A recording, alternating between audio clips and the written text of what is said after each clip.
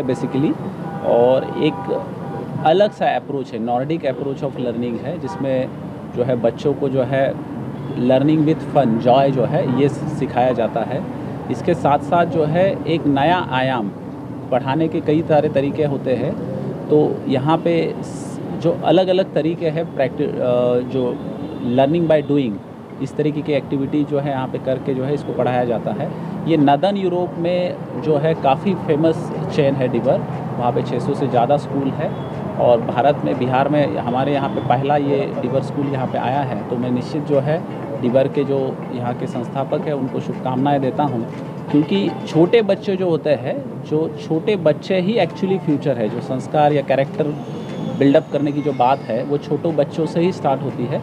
तो निश्चित हमको अलग अलग तरीके के जो शिक्षा की व्यवस्था है उसको अपनाना चाहिए। मैं पुनः एक बार जो हूँ डिबर के पूरी टीम को शुभकामनाएं देता हूँ। Thank you. आपने भी एक पहल की है, आपने भी 10 बच्चों का जिम्मा उठाया 2 साल तक डिबर में स्लम बस्ती या फिर डिबर के सामने सड़कों पर रहने वाले बच्चों को क्या कुछ करें? निश्चित, क्योंकि जो है कॉर्पोरेट सोशल रिस्पॉन्सिबिलिटी के तहत जो है हम अलग अलग चीज़ें करते रहते हैं कॉर्पोरेशंस के माध्यम से।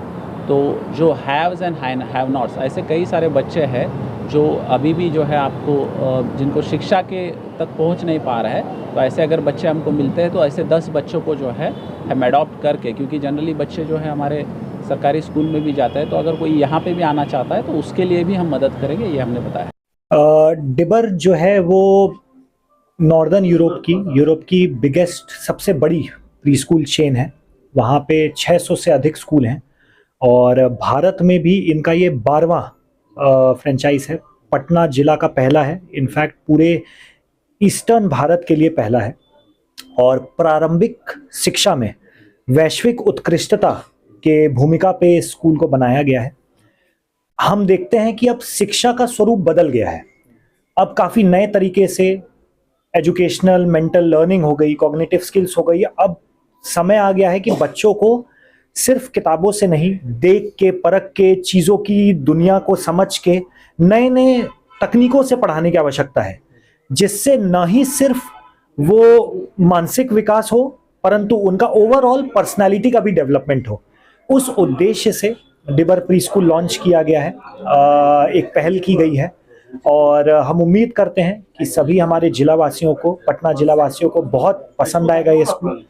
पढ़ाने का तरीका बहुत अलग है, नया है, और ये हम आश्वस्त हैं कि जब एक बार आप इसके इंफ्रास्ट्रक्चर को, मूलभूत सुविधाओं को, जितने यहाँ पे असैनिक कार्य किए गए हैं, जो भी यहाँ सुविधाएं प्रोवाइड की जाती हैं, यह सभी स्कूलों से अलग है।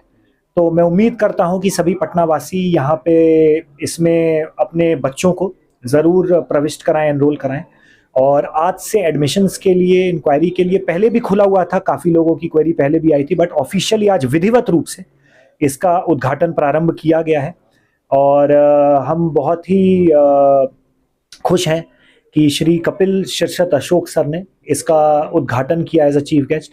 काफ़ी ब्यूरोक्रेट्स और अन्य भी विशिष्ट अतिथि ने भी अपना समय दिया है जो अभी आएंगे यहाँ पर। सभी को इसके पहल के बारे में और महत्वाकांक्षी जो योजना है उसके बारे में बताया जा रहा है।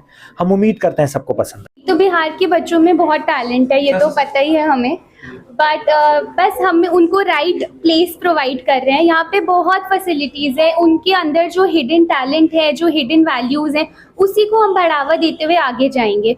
तो जैसे आप देखेंगे पीछे मेरा एक किचन गार्डन बना हुआ है, तो यहाँ पे हम बच्चों को सिखाएंगे थोड़ी सी गार्डनिंग करना। अगर उनको कुछ खाने का मन है तो उसका पौधा उगाएंगे, लेंगे, शेफ़ से जाएंगे, शेफ़ के पास देंगे, वहाँ पे थोड़ा बहुत कुकिंग के बारे में सीखेंगे। फिर जैसे यहाँ पे हमने घाटी हावर्ड करके रूम बनाया है, तो काइंडनेस, कंपैशन, अपनी फैमिली वैल्यूज़, इन सब चीज़ों के बारे में सिखाएंगे, क्योंकि बच्चे बहुत नाजुक होते हैं। अभी से उनको जितना सिखा दे उतना अच्छा होता है। तो ऐसे करके हमारा एक ऊपर कलर पैलेटा रूम है, वो आर्ट, ड्रामा, म्यूज़िक है, तो उधर बच्चे ड्रामा सीखेंगे, म्यूज़िक सीखेंगे, पपेट शो सीखेंगे, ये सब है। और जो हमारे नॉर्मल क्लासेस हैं आप देखेंगे हमारे सारे लर्निंग फ्रेंड्स लगे हुए हैं यहाँ पे। तो यही लर्निंग फ्रेंड्स है जो बच्चों को बढ़ावा देते हुए अलग अलग चीज़ों के बारे में सिखाएंगे, जैसे मैथ्स हो गई, लिटरेसी हो गया, फिर नेचर के बारे में। यहाँ पे हमारा ट्री बना हुआ है तो नेचर, साइंस, एक्सपेरिमेंट ये सब सिखाएंगे। तो बच्चे तो बहुत होशियार है, बस उनको एक सही जगह प्रोवाइड करना हमारा मिशन है। अब ये कॉन्सेप्ट कैसे आया आपके माइंड में कि इस तरह का कुछ अलग क्रिएटिव करना चाहिए? हाँ, तो ये एक्चुअली स्कूल नॉर्वे से आया है, नॉर्दर्न यूरोप से। तो जैसे प्ले बेस्ड लर्निंग एक नया कॉन्सेप्ट है कि खेल खेल में सिखा दो। नहीं, हम लोग भी बचपन में सबसे ज़्यादा कब सीखते थे? जब खेलते थे। अपने दोस्तों से लड़ाई करना भी खेल में सीखा, सॉल्व करना भी खेल में सीखा, सोल्यूशन ढूंढना भी खेल में सीखा। बस उसी को हमने करिकुलम में कन्वर्ट कर दिया, खेलते खेलते पढ़ा देंगे, and it is called play based learning.